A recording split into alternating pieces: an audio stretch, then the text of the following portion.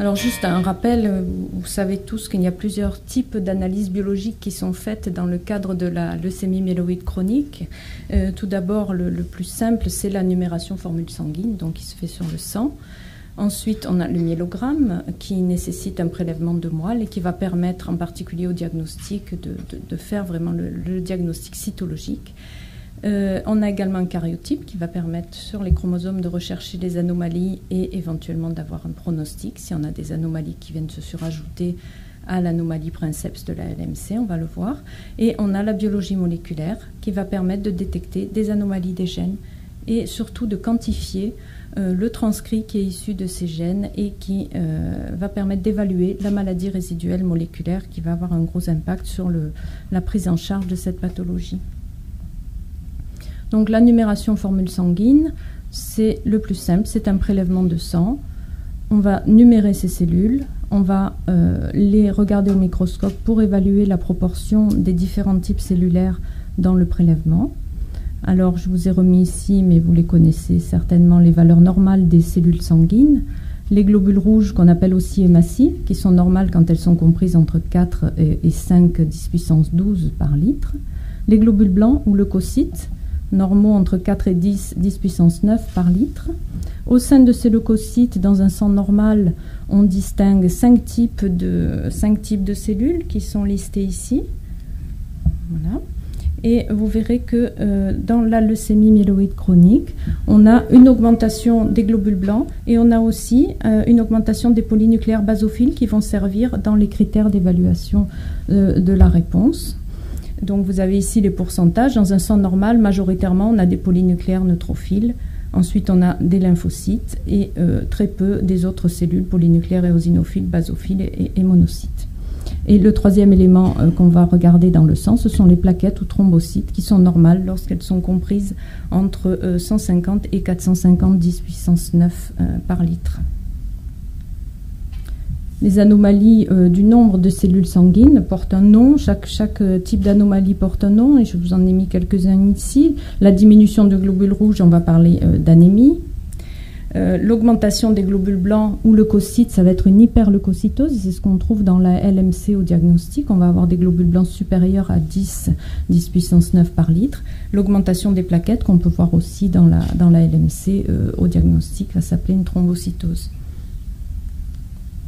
Le deuxième type d'examen biologique qu'on va faire dans la LMC, c'est d'aller regarder la moelle. Pourquoi la moelle? Eh bien, c'est cette moelle osseuse qui est l'usine qui va fabriquer les cellules qui passent dans le sang. Donc les cellules vont naître dans la moelle osseuse, elles vont mûrir dans cette moelle osseuse et quand elles seront à l'âge adulte, si on peut dire, elles vont passer dans le sang.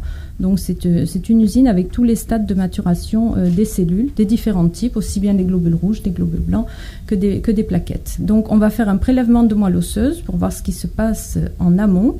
On va l'étaler sur une lame, colorer ces lames et les examiner au microscope. La LMC est un syndrome myéloprolifératif, ce qui signifie qu'on va avoir une forte prolifération de cellules dans la moelle. Et donc, on va voir sur cette lame de myélogramme l'hypercellularité de la moelle qui va se présenter. On dit qu'elle a une richesse en nappe. On va avoir énormément de cellules visibles dans le champ du microscope. Et du coup, comme on a une hyperproduction de ces cellules, elles vont passer dans le sang. À l'état normal, dans un sang non LMC, on a les 5 types cellulaires que je viens de vous montrer. Lorsqu'on a une LMC avec une moelle qui fonctionne trop, énormément, on va avoir un passage dans le sang de cellules qui sont immatures, qui sont jeunes, qui normalement devraient rester dans la moelle. Et ça, on l'appelle une myélémie. Donc on va le voir dans le sang de LMC au diagnostic. Et si tout va bien, elle va disparaître avec le traitement, cette myélémie. Le troisième type d'examen dans ce suivi biologique de la LMC, c'est le karyotype qui se pratique sur moelle osseuse. Donc on va récupérer là encore de la moelle, on va la mettre en culture de façon à ce que les cellules fabriquent des chromosomes.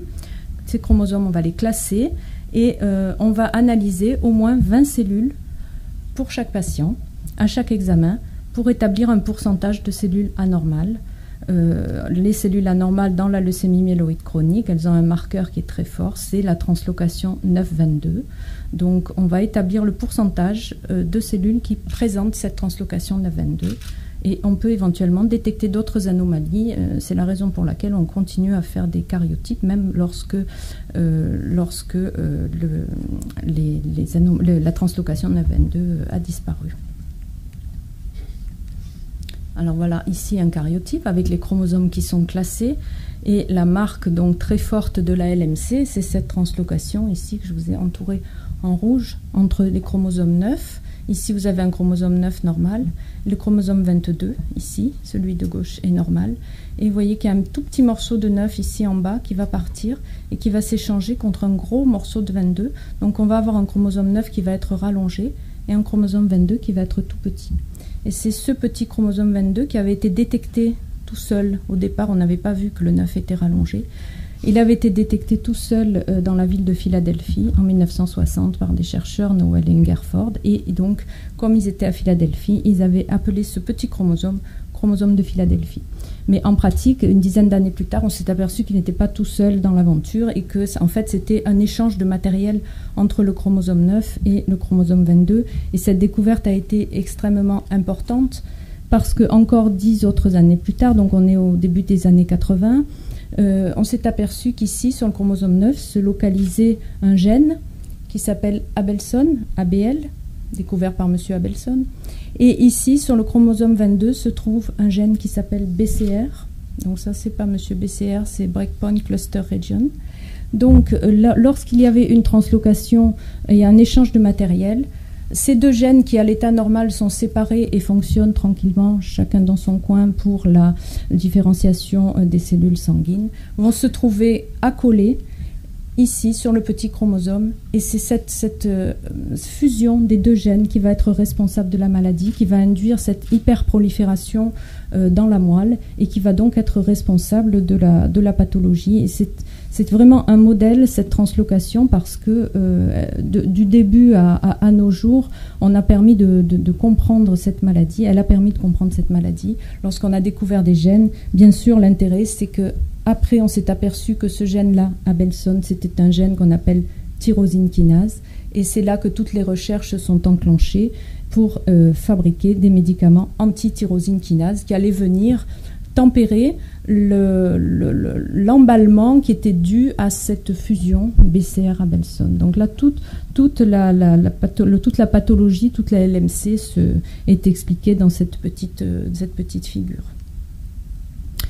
Et donc, cette fusion entre BCR et Abelson va produire une protéine qui est anormale, qui va s'appeler BCR-Abelson, mais entre le gène et la protéine, il y a ce qu'on appelle le transcrit, l'ARN, et c'est cet ARN qui va nous servir à évaluer la maladie résiduelle par une technique de PCR quantitative, donc RQ-PCR, ce qui va se pratiquer, elle, sur sang. Donc là, l'avantage, c'est qu'on n'a pas à prélever de moelle, et qui va permettre de détecter au départ et de quantifier lors du suivi ce transcrit anormal qui est issu du réarrangement entre le chromosome 9 et le chromosome 22.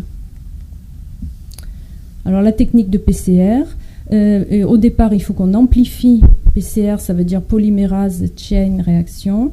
L'idée, c'est d'amplifier ces transcrits parce qu'ils sont en très petit nombre, même chez un patient au diagnostic, ils sont en très petit nombre, donc il faut qu'on les amplifie, qu'on les recopie beaucoup pour pouvoir arriver à les détecter. Et ensuite, on va les quantifier en utilisant une gamme de transcrits qu'on achète, qui contient des transcrits connus, et en quantité connue, on va comparer le sang du patient à cette gamme qui contient des transcrits en quantité connue.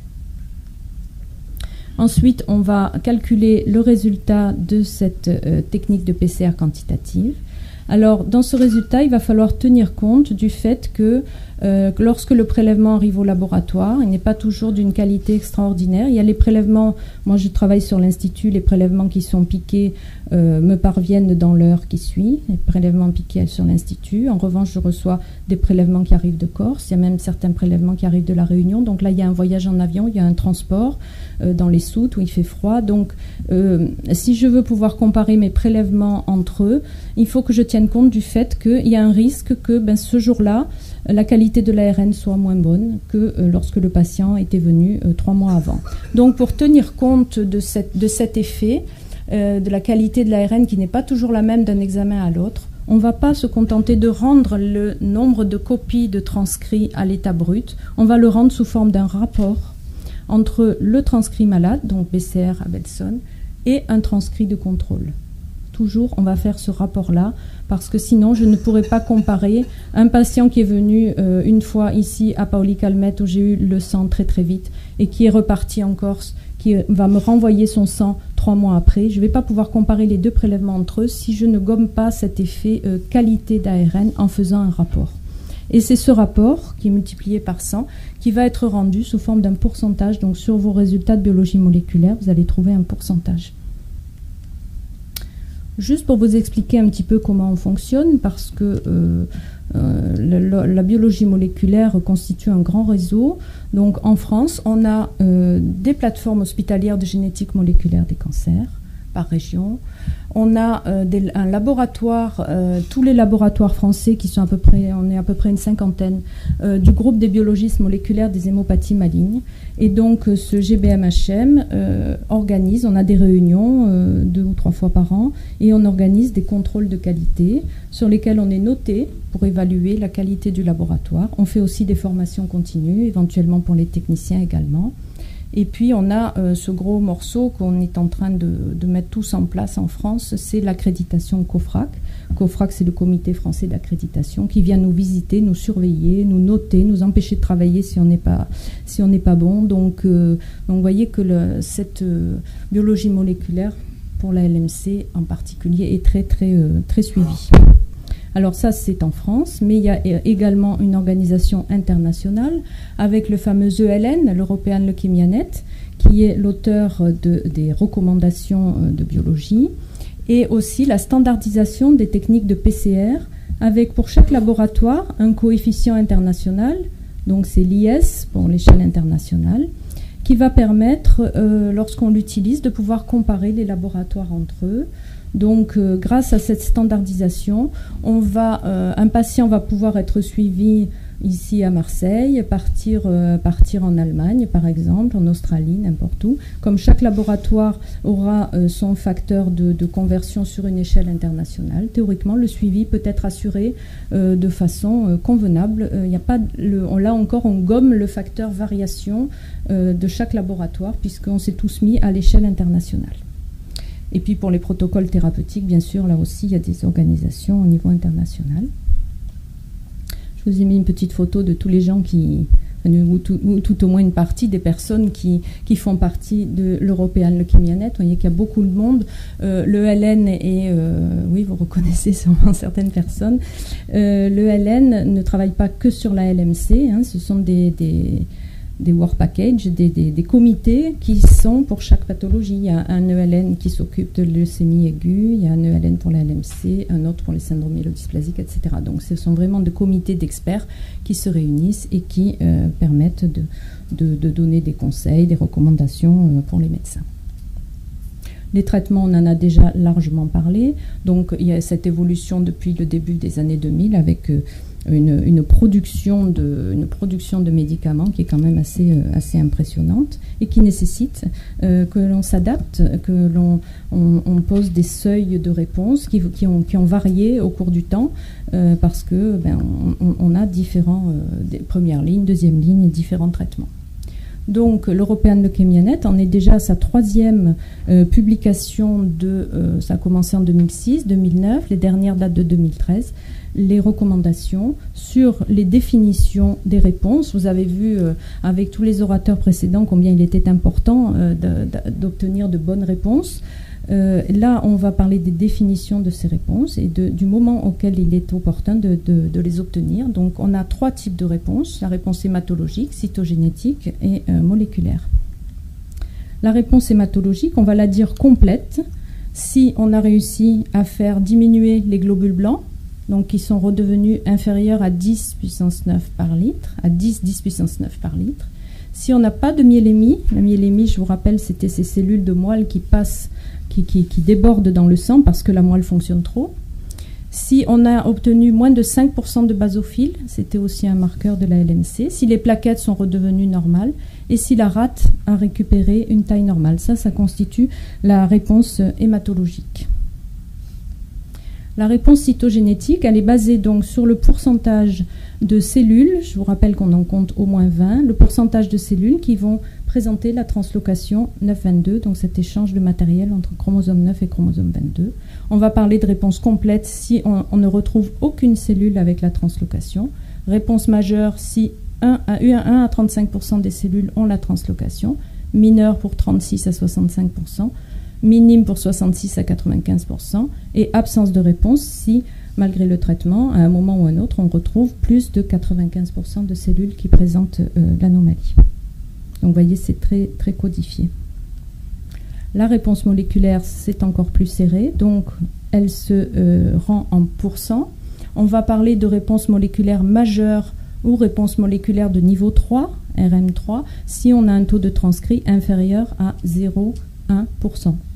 Si on est en 0 inférieur ou égal à 0,01%, à partir de là, on va avoir ce qu'on appelle une réponse moléculaire profonde, et en dessous, on sera toujours en réponse moléculaire profonde. On ne parle plus, dans les nouvelles recommandations, de réponse moléculaire complète. On parle de réponse moléculaire profonde.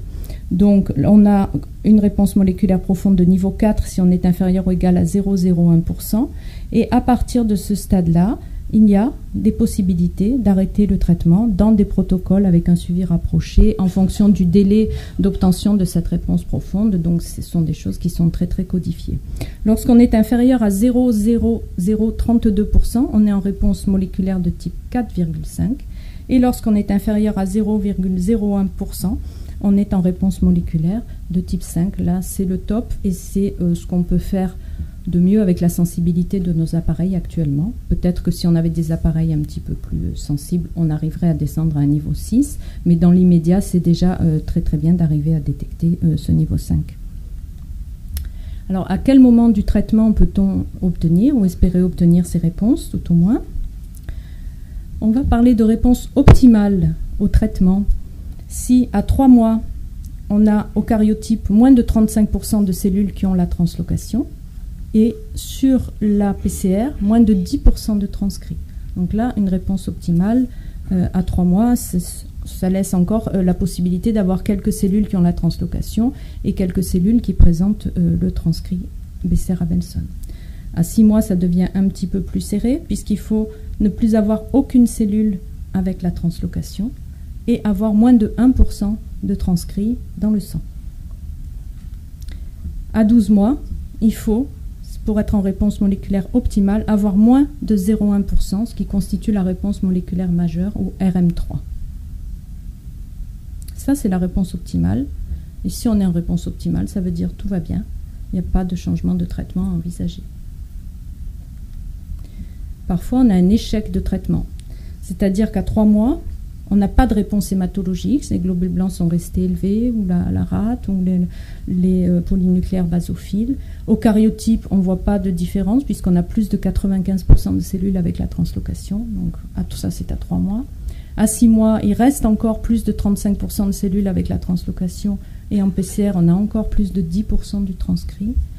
À 12 mois, il reste encore quelques cellules avec la translocation, alors qu'elles auraient dû disparaître. Et en PCR, on a encore plus de 1% de transcrit. Et à tout moment, si on perd une réponse complète, on va considérer qu'on est en échec de traitement. Et l'échec, on va déjà le confirmer sur une biologie moléculaire avec 2 tests successifs pour confirmer l'échec. On va faire un karyotype, éventuellement rechercher des mutations, et ça va induire qu'on va envisager un changement de traitement. Alors, entre les deux, entre la réponse optimale et l'échec, il y a ce qu'on appelle le warning, c'est la zone intermédiaire, qui va nécessiter une vigilance, mais pour laquelle on va peut-être se donner un petit peu de temps. C'est qu'à 3 mois, eh bien, on est entre 36 et 95% de cellules Philadelphie positives au karyotype.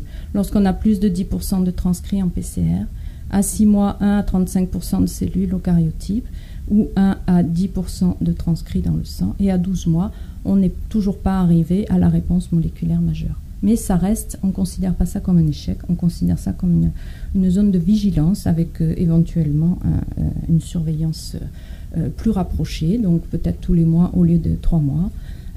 Et éventuellement, grâce à cette surveillance rapprochée, si le clinicien voit que les choses ne s'arrangent pas, on va pouvoir envisager de changer le traitement et de considérer qu'on est en échec. Quand est-ce qu'il faut les faire, ces examens biologiques? Eh bien, la numération formule sanguine, donc c'est tous les 15 jours jusqu'à la réponse hématologique complète. Ensuite, ce sera tous les 3 mois. Le cariotype sur moelle, donc on va le faire à 3 mois, à 6 mois, à 12 mois. Et ensuite, tous les ans, dès qu'on a atteint une réponse cytogénétique complète, c'est-à-dire qu'on ne trouve plus de cellules présentant la translocation de FN2 sur le cariotype. La PCR, on va la faire ici tous les 3 mois et jusqu'à la réponse moléculaire majeure. Et ensuite, tous les 3 à 6 mois, laissée à l'appréciation du médecin. Alors juste pour l'interprétation, je vais vous montrer quelques courbes pour compléter ce que le docteur Réa nous a montré tout à l'heure. Je veux juste apporter des petites précisions, mais très, très techniques pour la biologie moléculaire. Je vous ai dit qu'on était très surveillé, en particulier par le COFRAC. On est obligé de faire tout un tas de tests pour prouver qu'on travaille correctement. Et parmi ces tests, il y en a un qui s'appelle la répétabilité, c'est-à-dire qu'on prend un échantillon, et on va le mettre plusieurs fois. Donc on travaille avec des plaques ici, avec des petits puits. Il y en a 96 sur une plaque. C'est le même patient, au même moment, la même technicienne, la même manip, le même appareil. On va le mettre plusieurs fois et on va regarder ce que ça donne. Voilà ici un résultat. Et donc là, on est en dessous. C'est un patient qui était en dessous de la réponse moléculaire majeure. Mais vous voyez, on l'a passé 16 fois. Vous voyez qu'il y a quand même des variations. Et ce sont des variations acceptables. Quand c'est comme ça, le travail est tout à fait correct. Donc, je vous montre ça juste pour dire que quand on est déjà en dessous de la réponse moléculaire majeure, même si on a des petites variations comme ça, on va parler de maladie résiduelle moléculaire stable. Donc, ne pas s'affoler si on a un petit à-coup ici, et très vraisemblablement, alors soit c'est lié à la technique, bien sûr, soit c'est lié au phénomène que Delphine a évoqué juste avant. Donc, vous voyez, ça, c'est une maladie résiduelle moléculaire stable. Ici, on est à 0,07, un petit peu passé. On peut monter jusqu'à 0,09, et malgré tout, tout va bien. Alors, on a identifié quand même différents types de répondeurs quand on regarde un petit peu. Le challenge, bien sûr, c'est d'arriver à la réponse optimale. Il y en a qui vont y aller très, très, très, très vite, même plus vite que ce qu'on attend. Il y en a d'autres qui vont prendre un petit peu plus leur temps par rapport à ce qu'on lit dans les recommandations. Et puis, il y a certaines LMC qui vont fonctionner par à-coup. Ça va aller bien, puis un petit peu moins bien, puis encore bien, etc. Donc, il faut un petit peu se donner le temps aussi de voir venir les réponses, et encore une fois, c'est le médecin qui va juger de tout ça avec vous. Donc je vais terminer en vous montrant quelques exemples de suivi en PCR quantitative. Donc là, voilà une patiente qui est traitée par Tasigna. On attend qu'elle passe en dessous de la barre ici de la réponse moléculaire majeure à 1 an. Elle, à 3 mois, elle y est déjà. Donc là, tout va très très bien, et tout va tellement bien qu'on lui a proposé un arrêt de traitement ici à 3 ans. Elle avait une réponse, vous voyez, malgré quelques petits à-coups, elle avait une réponse excellente, donc elle a été incluse dans un protocole d'arrêt de traitement. Ici, c'est le cas d'un patient de 64 ans qui est traité par Glivec. À 12 mois, il a obtenu une réponse optimale, mais il n'est pas allé aussi vite que la personne d'avant qu'il avait obtenue à 3 mois. Donc là, il est bien dans les clous, et il a pris le temps de descendre jusqu'en réponse moléculaire 4.5 avec une réponse stable. Là, c'est quelqu'un qui a mis un petit peu plus de temps sous Glivec, puisque au lieu des 12 mois dont parlent les recommandations, il a fallu 21 mois pour atteindre la réponse moléculaire majeure. Donc il y a eu toute une zone où il était en warning, il a été surveillé de très près par son médecin, mais finalement, bien que ça ait été très lent, il a fini par arriver à une réponse ici. À 4 ans et 2 mois, on est arrivé en réponse profonde. Et ici, à 5 ans et 2 mois, il est en réponse encore plus profonde à ARM 4.5. Là, en revanche, c'est une patiente qui ne réagit pas au Glivec, donc malgré une augmentation de dose. Donc là, il faut envisager un changement de traitement. Donc, les arrêts de traitement, on vous l'a très très bien expliqué. Ils peuvent être sauvages, bien sûr, ou dans le cadre d'un suivi protocolaire. Je vais juste vous montrer une courbe d'arrêt sauvage. C'était une jeune femme qui marchait très très bien sous Glivec, puisqu'à 3 mois, ici, on avait atteint, presque à 5-6 mois, on avait atteint la réponse moléculaire majeure. Tout allait bien. Et puis à 27 mois, elle en a eu ras-le-bol de prendre son Glivec. Donc elle l'a arrêté. Elle a fait un petit pic. On a dû la gronder, elle a repris le Glivec. Et puis là, elle a encore arrêté. Et là, malheureusement, elle a tout perdu, réponse moléculaire majeure ici, et elle est montée très très haut. Donc ça, c'est extrêmement risqué. C'est une décision personnelle du patient d'arrêter son Glivec. C'est très risqué parce qu'on a des gros risques de perdre ses chances, alors que cette jeune femme avait une réponse qui était tout à fait bonne au Glivec. Donc, juste pour enfoncer le clou, on vous l'a déjà dit, les arrêts doivent se faire dans le cadre protocolaire avec un suivi biologique et médical rapproché. Dès que nécessaire, il faudra reprendre le traitement. Et ce qui est très intéressant, c'est qu'il n'y a pas de perte de chance à la reprise du traitement. On va pouvoir revenir à une réponse moléculaire majeure. Voilà, pour conclure, aujourd'hui, on a très bien défini les cibles biologiques à atteindre, aussi bien sur les valeurs que sur les délais. On sait quand il faut obtenir quelle réponse. Ce sont des repères, ce ne sont que des repères qui permettent d'adapter au mieux les traitements, mais il faut savoir qu'il y a des répondeurs rapides ou très rapides et des répondeurs lents. Et donc ça, c'est chaque médecin qui va suivre le patient et qui va adapter les traitements en fonction. Et il faut savoir aussi qu'il existe, vous l'avez vu, tout un arsenal thérapeutique de nos jours qui va permettre de traiter chaque patient au mieux en fonction de sa sensibilité au traitement et des effets secondaires qu'il pourrait ressentir. Et j'ai terminé. Merci.